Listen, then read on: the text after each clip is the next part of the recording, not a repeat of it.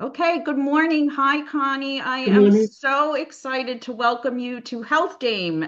You are officially my first interview for my new platform, and I could not be more proud and more excited. And I'm going to ask you, Dr. Connie Tomaino, to introduce yourself. Tell me a little bit about what you're doing at Wartburg, what Wartburg is, and then I'm going to roll us back to the beginning, but just give me a thumbnail sketch on what your role is and what you're doing at Wartburg today.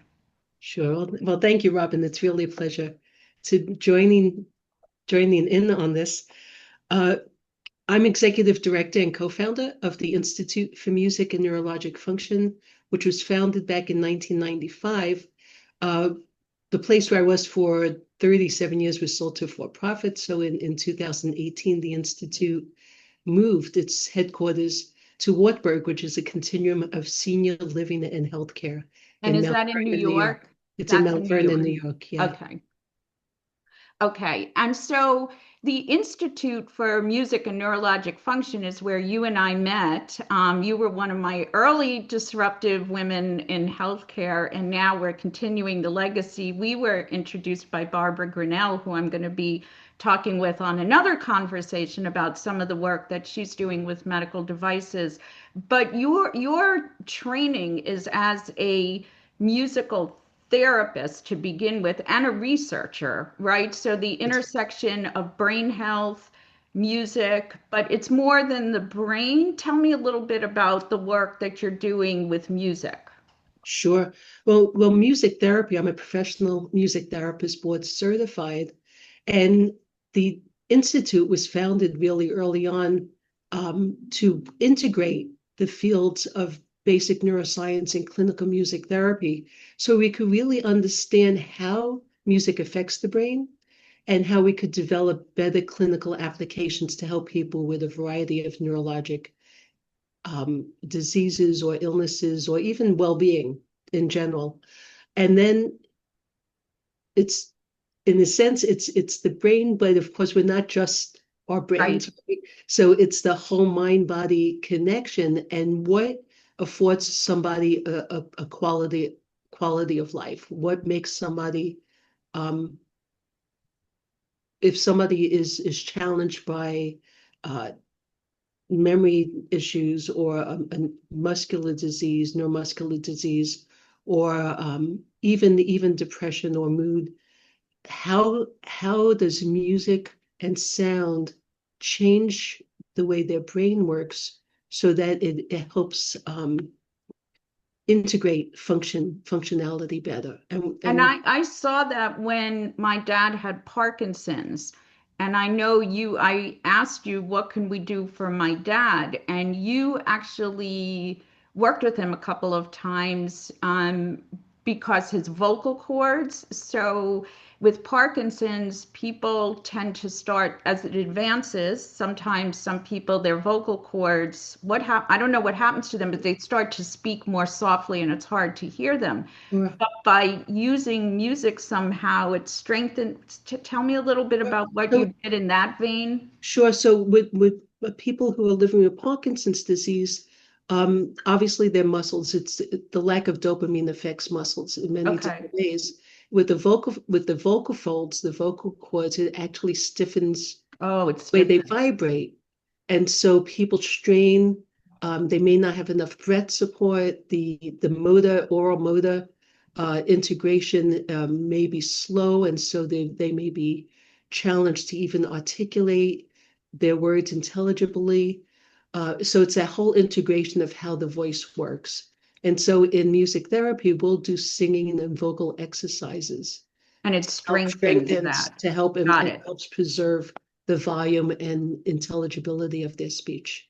And I know because my father loved music, it didn't seem like therapy, it didn't seem like anything but a fun way to get some physical benefits for him. And of course, when you're happy, you're doing something you like, it's Sure. overall a much better experience for the individual and for us, the family watching. And so where you are at Wartburg is a place that helps the residents with the use of music therapy in a variety of formats. And I think you're doing some kind of a certification program you were telling me about. What can you say a little bit about that?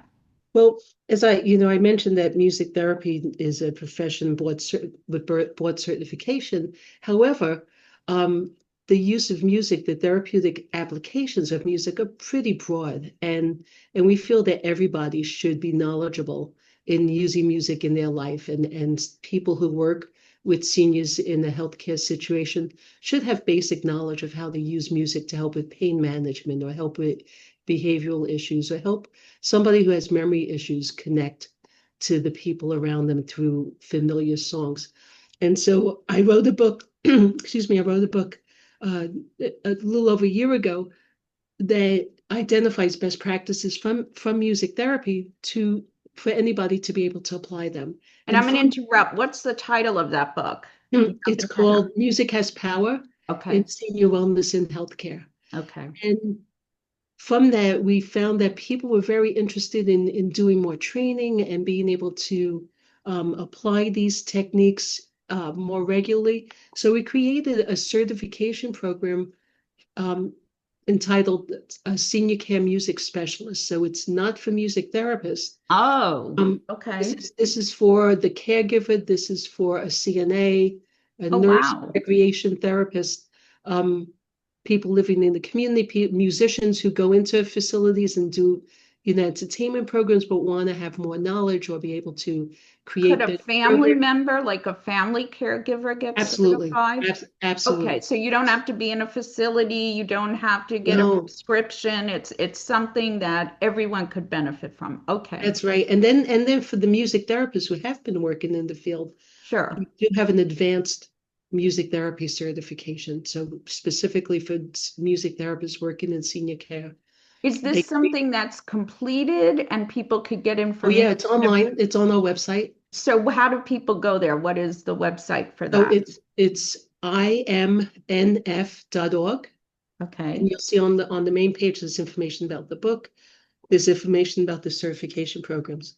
Okay, and IMNF stands for Institute for Music and Neurologic Function. That is That's the correct. nonprofit where you do the research, the certification, and it's housed at Wartburg, That's right? exactly right. Right, it's housed at Wartburg, but your work is really international, it's That's right. global, and you speak all over the world. And when we first met many, many years ago, um, Dr. Oliver Sacks was still alive and with us. And tell me about your relationship with Dr. Sacks and how you got involved, because I have a personal story with him as well, but I want to hear yours and share Sure. yours because it's so Well, thrilling. He was such an incredible human being. oh, absolutely. I had my clinical internship was in a skilled nursing facility in the late 70s. In the Bronx, was In it? the Brooklyn was where the Brooklyn. internship was. And Okay. I had this, amazing experience with music awakening, so to speak, people with end stages of dementia. And I became really interested in how and why music affects people with advanced memory loss. And I hate to interrupt, which I do all the time, but when you say my music, you play the trumpet, right? So was it the music you were playing or Oh, music? it was the music I was playing for the individuals. I play accordion when I do therapy. Oh, Keyboard. okay. Wow. I play trumpet professionally. Okay. Um, so and in 1980, there was a full-time job opening at Beth Abraham Hospital in the Bronx, literally where I grew up. Okay. And so I couldn't, and my father had just passed away. I needed a full-time job. This was like perfect. They were actually looking for a music therapist. And they were looking for a music therapist because Oliver had written the book Awakenings and Hmm. had seen how important music therapy was for those people. Now, I didn't meet him, right? I didn't know of him. In fact, he wasn't really known at all back in 1980. And literally within the first week that I got the job, I got this loose leaf into-office envelope with a torn off piece of loose leaf paper, say with the aphorism from Novalis: "Every disease is a musical problem, every cure a musical solution. Welcome, Ollie." And that was Oh, how he introduced himself to oh me. my God. And I Do asked you my still have supervisor, the paper? I wish it was like Oh, such a ratty cute. little piece Oh, of little paper to frame guy. it, you know.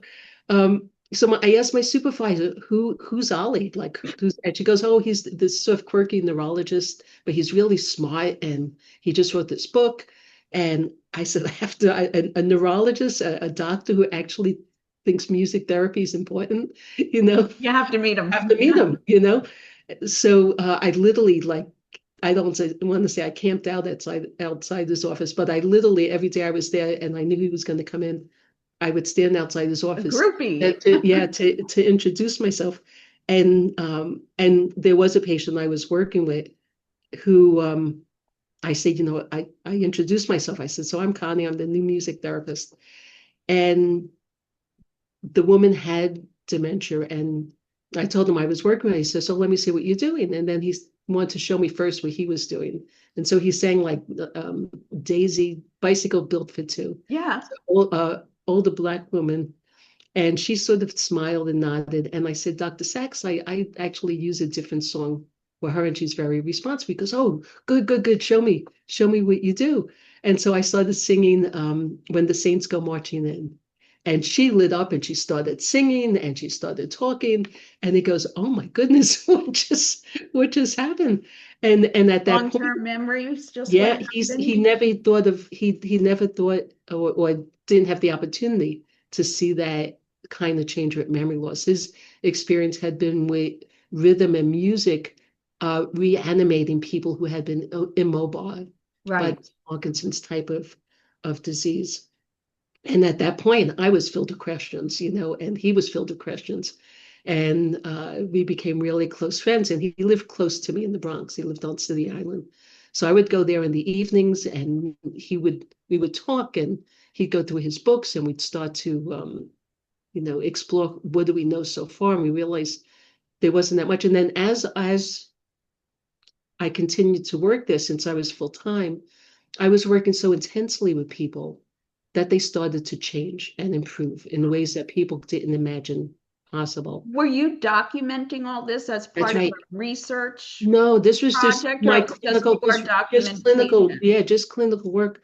And he was documenting it because he was doing notes. And he said, because the results were lasting, we realized that their brains were changing, and the concept of neuroplasticity was still brand new. Ah, So when we tried to meet with neuroscientists early on in the 80s and said, can we know that we're changing people's brains? Oliver would write referral notes to me on certain patients and say, tell me how they are in music. Tell me if they can copy a rhythm. Tell me if their voice changes. Tell me if, their memory improves. Tell me what you're doing so he could document it in his notes, and that would help him with his evaluations.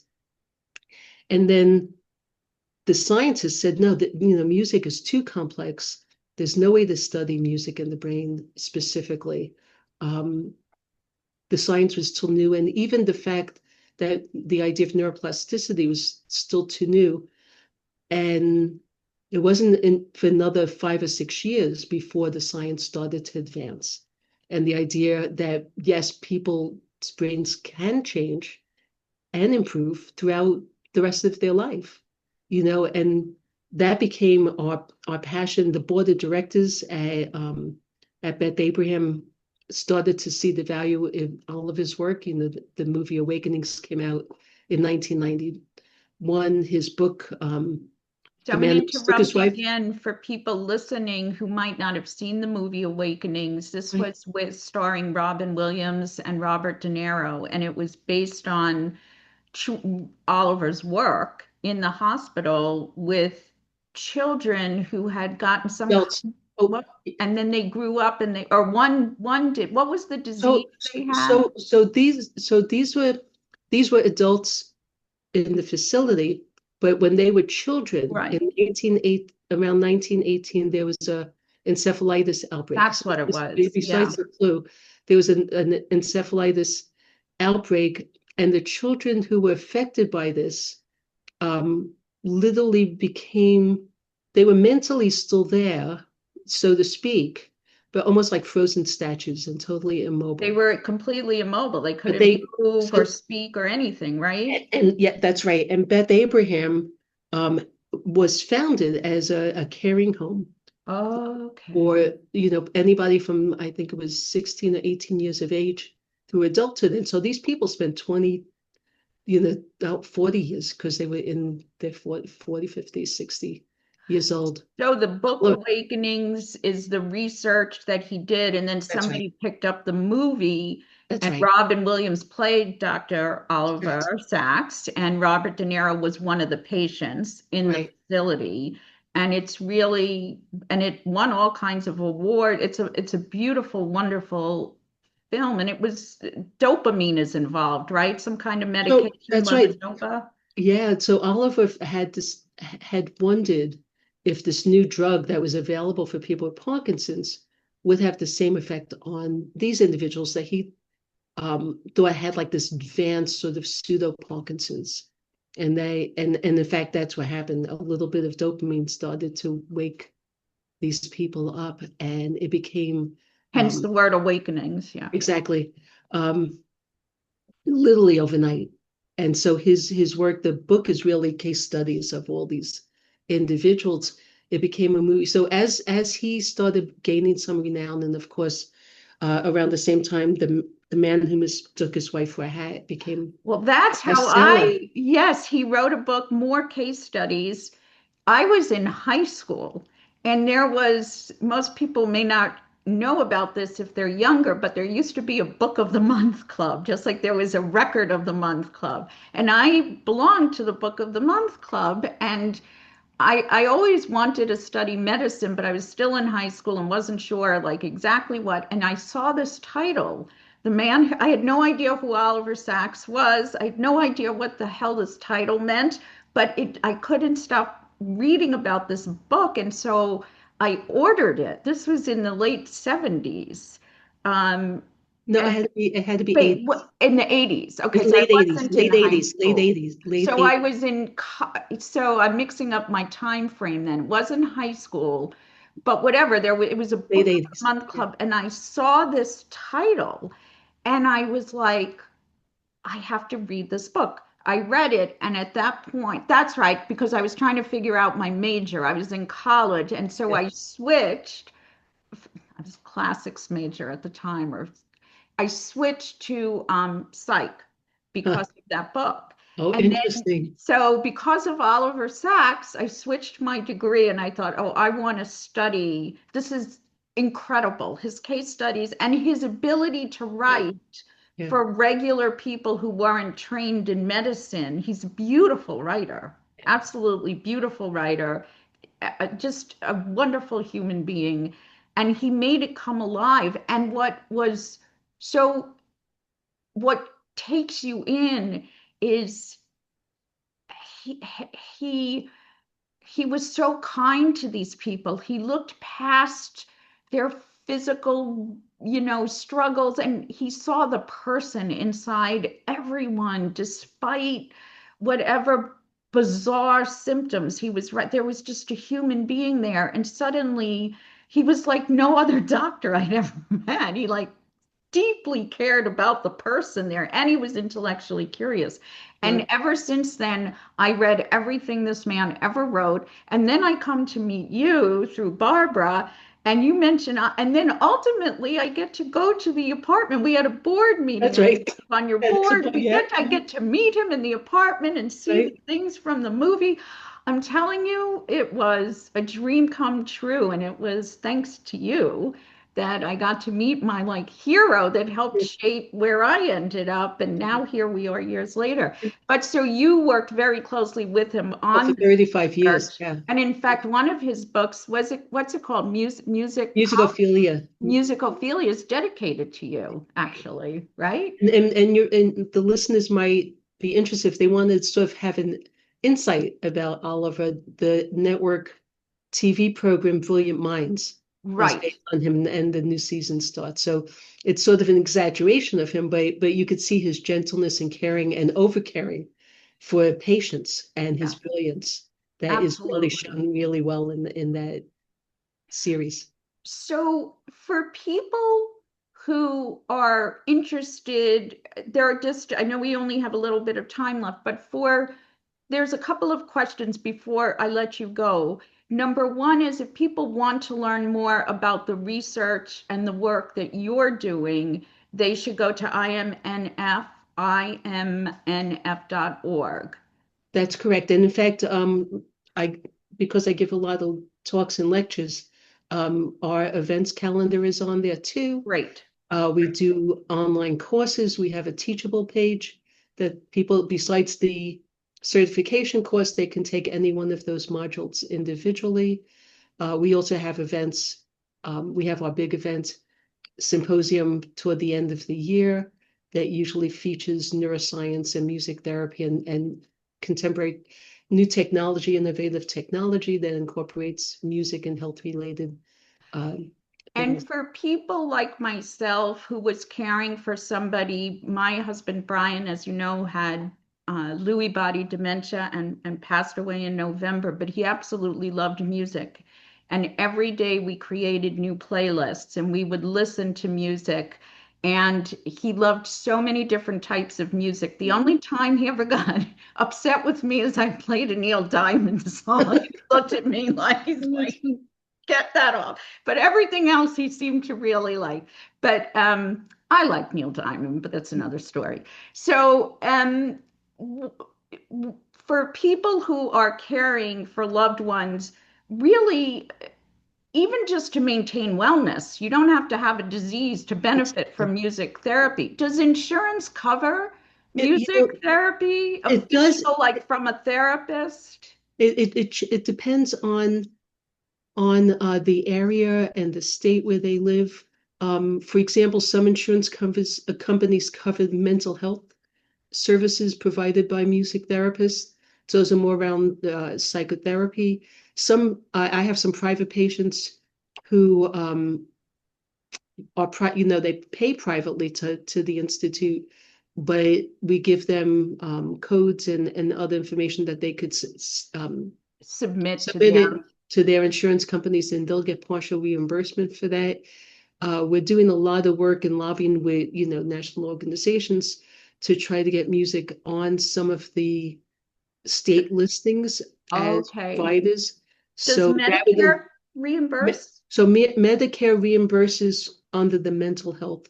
under mental health? And if Yeah, and then everyday people want to help advocate, like should they go through the national organizations? What's an example of a yeah, sure. music? So Yeah. the American Association for Music Therapy, the American Music Therapy Association, AMTA or musictherapy.org is the National Professional Association for Music Therapists. They do a lot of the government advocacy and lobbying on behalf of the profession. There's state organizations that also do advocacy to advance access to music therapy in each state.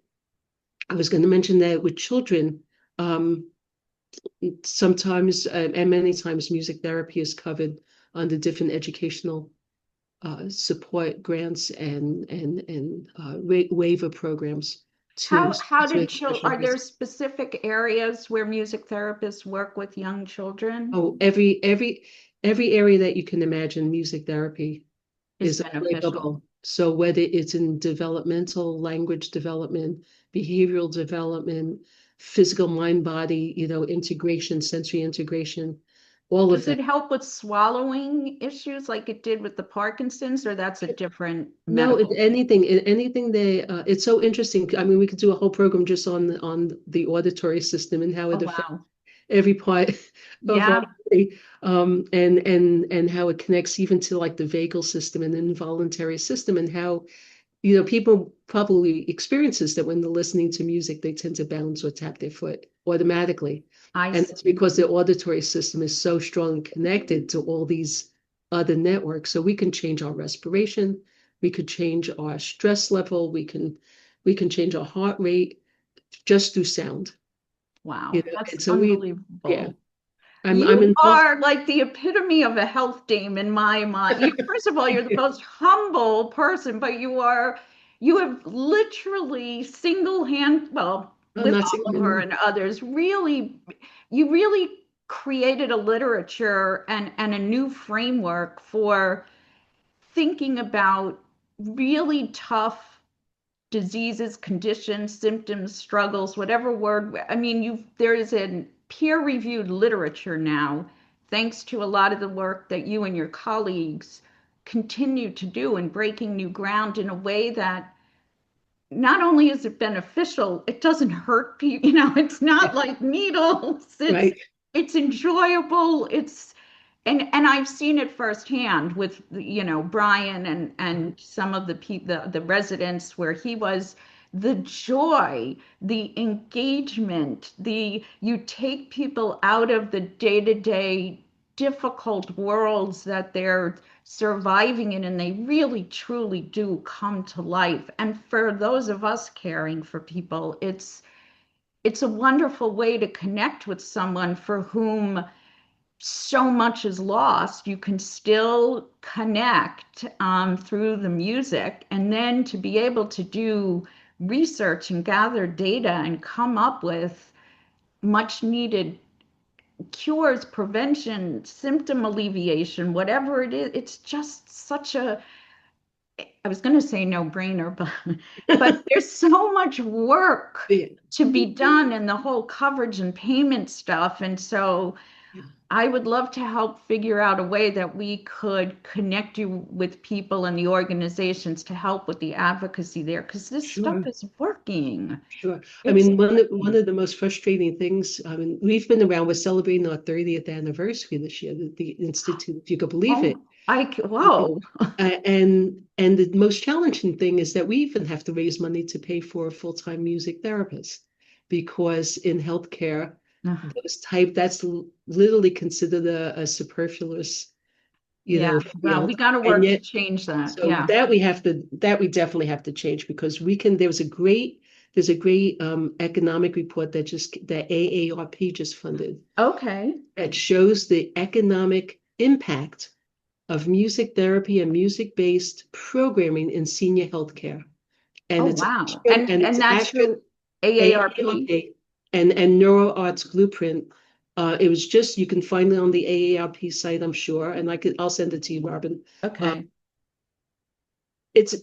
when you talk about no brainer, it's so obvious that the cost benefit of reducing anxiety behaviors, reducing medication needs and treating those behaviors in seniors in institutional care, the impact on caregivers and family members in reducing stress is so impactful that this should be covered without question. And I will give you one real world example. So with Lewy body dementia, Brian would one of the big challenges were not just hallucinations and delusions, which if anybody worked with individuals, very impossibly tricky to get through. Plus, they don't always recognize who you are. And when someone's in the throes, and some are benign hallucinations, weird looking people who aren't there. But one time I walked in the room and he was beyond terrified.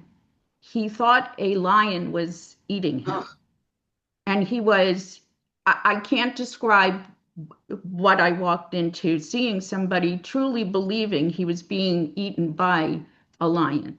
oh, And I tried to explain, and you don't get through to somebody who's in that place. And so I said, I'm gonna, and you have to think on your feet, right? You have to right. how you're. So I said, okay, I'm calling the National Zoo. We're gonna get the lion handler to tell us what to do to get you safe again. In the meantime, I'm gonna play some music for you. And I just turned on my phone to one of those playlists that I put together the day before. I mentioned I did that every day with him. And I don't know why, but it just snapped his attention back.